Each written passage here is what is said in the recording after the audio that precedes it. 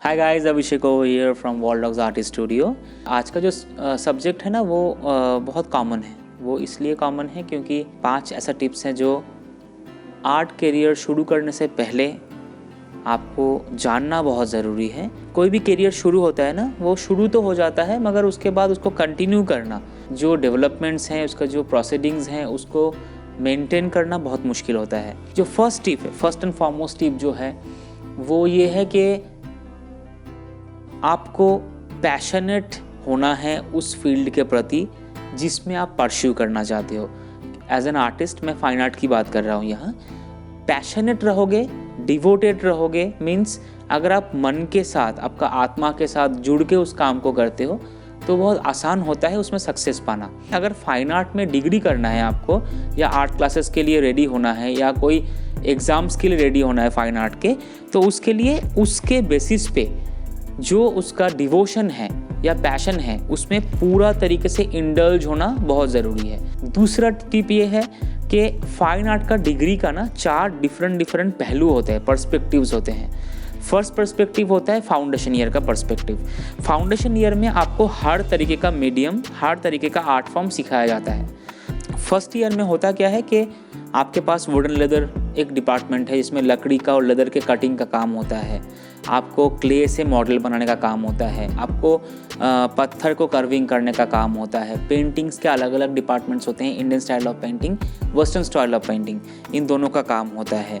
उसके अलावा भी बहुत सारे और डिपार्टमेंट्स हैं, जैसे प्रिंट मेकिंग है, जैसे स्कल्पचर है, ऐसे काफ़ी सारे डिपार्टमेंट्स हैं, डिवाइडेशंस हैं। उसका थोड़ा थोड़ा काम आपको सिखाया जाता है। तो आपके अंदर उससे क्या होता है, एक आर्टिस्टिक वर्सेटैलिटी क्रिएट होता है।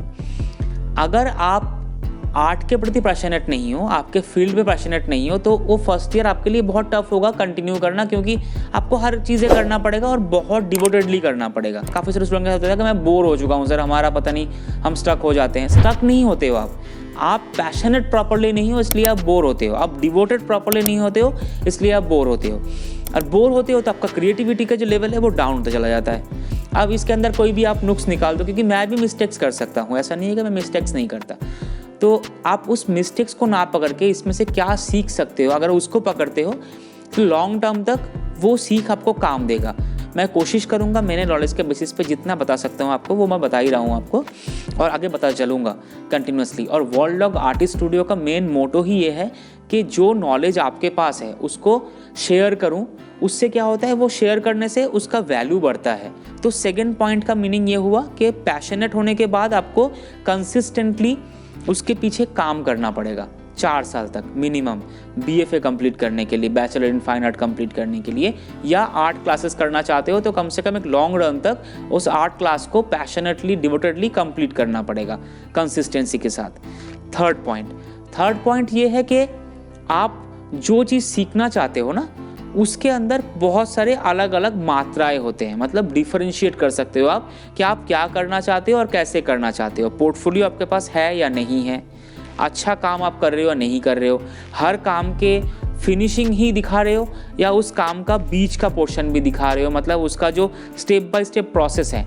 अगर आप एक पोर्टफोलियो लेके कॉलेज जाते हो, कॉलेज में, और उसमें पोर्टफोलियो के अंदर हर जगह पे फिनिश आर्ट वर्क रहता है, तो वो यूनिवर्सिटी प्रेफर नहीं करते। वो प्रेफर करते हैं कि आप कितना अच्छे तरीके से अलग अलग मीडियम्स को स्टेप बाय स्टेप यूटिलाइज कर रहे हो आपके काम के अंदर, या नया क्रिएटिव सोच जो है वो कैसे आपके काम के अंदर आप ला रहे हो। वो कैसे होता है, फर्स्ट ईयर फाउंडेशन ईयर होता है, उसमें आप सीखते हो basic understanding of the study. Fine art में still life, nature study, bird study, animal study, compositions, foliage study. Nature study का मतलब फोलिएज स्टडी होता है, कॉम्पोजिशंस, ऐसे आप चीज़ें सीखते हो, फिर उसको यूटिलाइज करते हो एक क्रिएटिव वेज के साथ। थोड़ा सा कहीं पे फिनिशिंग कम किया कोई काम के अंदर, सिर्फ एक स्केची एफर्ट रहा, कहीं पे थोड़ा सा चारकोल से काम किया, कहीं पे थोड़ा सा वाटर कलर से काम किया, कहीं पे वाटर कलर में बहुत फिनिशिंग में काम किया, कहीं पे एक्रेलिक में थोड़ा सा ब्लर काम किया, कहीं पे एक्रेलिक में ही थोड़ा सा फिनिश्ड काम किया। तो अलग अलग लेयर्स ऑफ वर्क, अलग अलग स्टेप्स ऑफ वर्क को आपको डेवलप करना पड़ेगा। तो उसके लिए हर टाइम ज़रूरी नहीं है कि हर आर्ट वर्क को मास्टरपीस बनाना है। आपको जो भी आर्ट वर्क बनाना है उसके अंदर भी अलग अलग लेवल्स, मात्राएं होना चाहिए। चौथी पॉइंट ये है, सबसे इंपॉर्टेंट पॉइंट है ये। क्यों? क्योंकि as an artist you have to be creative, मतलब आपको बहुत क्रिएटिव होना ज़रूरी है। क्रिएटिविटी तो होता है ना आर्टिस्ट के अंदर मेन।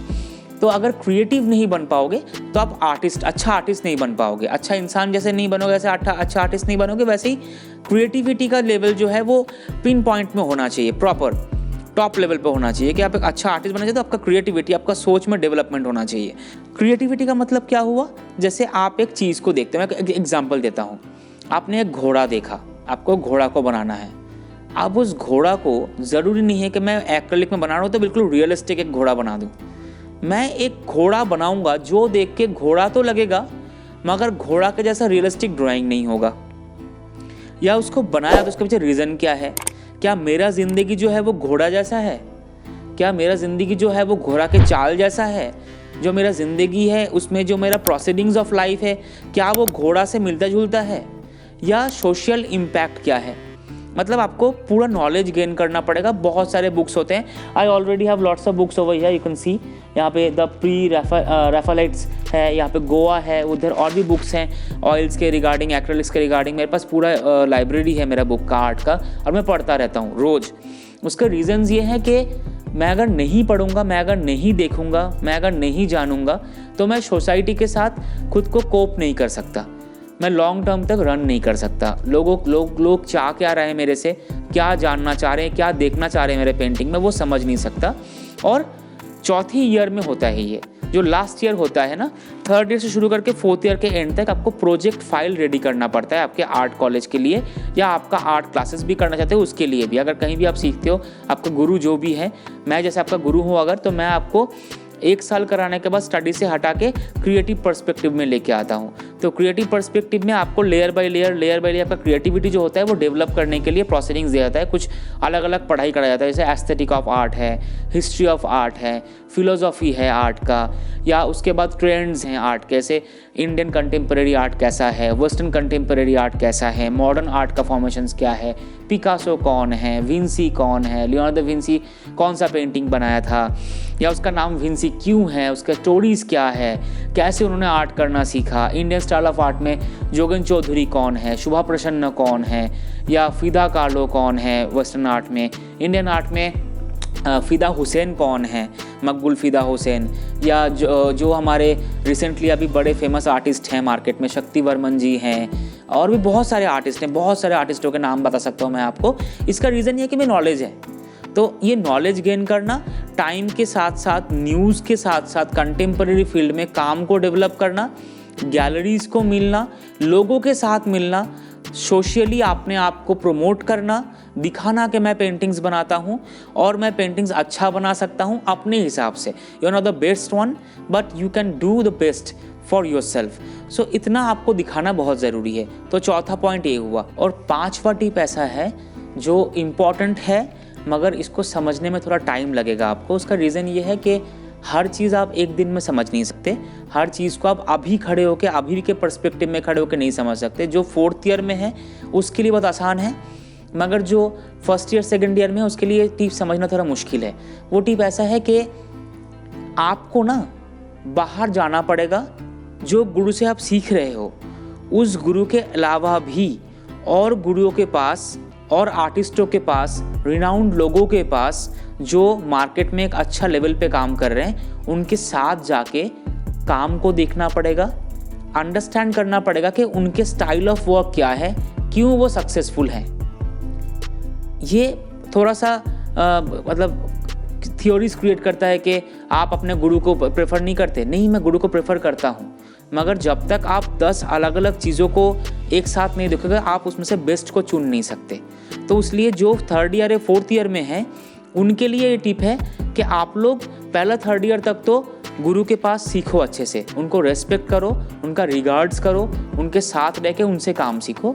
और जब आप 3rd या 4th ईयर में हो तो आप मार्केट में जाओ और बड़े आर्टिस्टों को देखो, बिल्कुल टॉप लेवल के आर्टिस्टों को सर्च करो, उनके बारे में देखो, उनका लाइफ स्पैन देखो, उनका लाइफ का जो स्टाइल ऑफ लिविंग है उसको देखो, आर्ट क्रिएट करने का मोटिव क्या है, क्यों बनाते हैं आर्ट उसको देखो, बड़े बड़े गैलरीज में जाओ, आर्ट वर्क्स को देखो, आर्टिस्टों से मिलो, और वहाँ पे उनको पूछो कि हम लोग अभी 4th ईयर में हैं, अगले 5 साल में हम कैसे आपका जगह तक पहुँच सकते हैं। वो बहुत ज़रूरी है। वो इसलिए ज़रूरी है क्योंकि आपको स्टक नहीं होना है कहीं पे भी। आर्टिस्ट अगर स्टक हो जाएगा तो उसका क्रिएटिविटी ख़त्म हो जाता है। तो आर्टिस्ट को स्टक नहीं होना होता है, उसको रोज़ कुछ ना कुछ नया मिलना चाहिए, नया नॉलेज गेन करना चाहिए।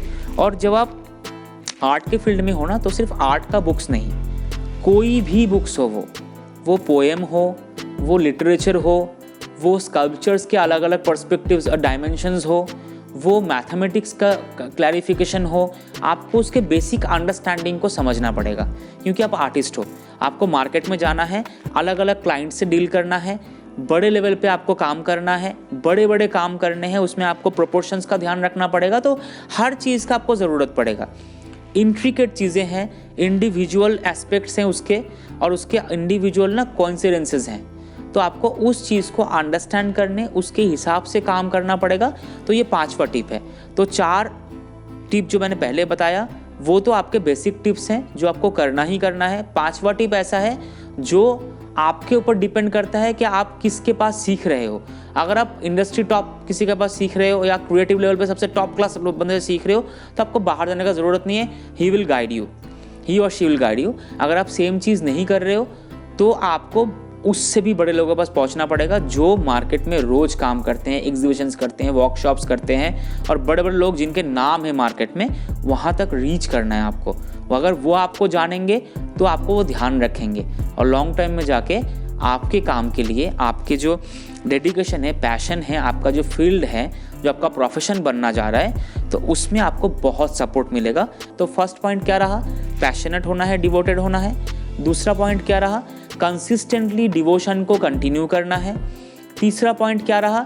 जो अलग अलग स्ट्रीम्स आएंगे उसमें मात्राएं होंगे, लेयर्स होंगे, तो हर काम को फिनिश नहीं करना है, हर काम को स्केची नहीं करना है, हर लेयर पे काम करना है, हर लेवल पे काम करना है।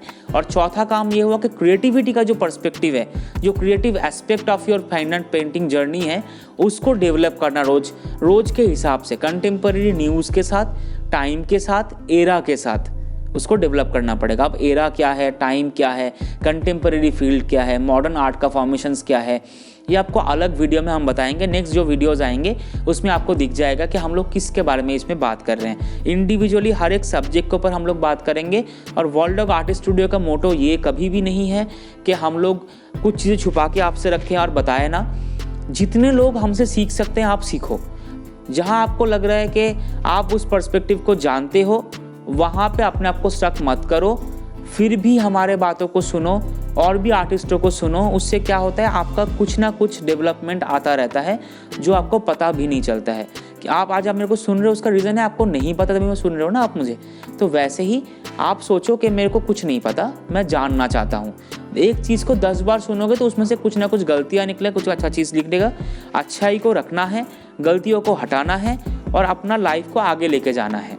And that's all for today. Thank you very much for your support and love. Thank you.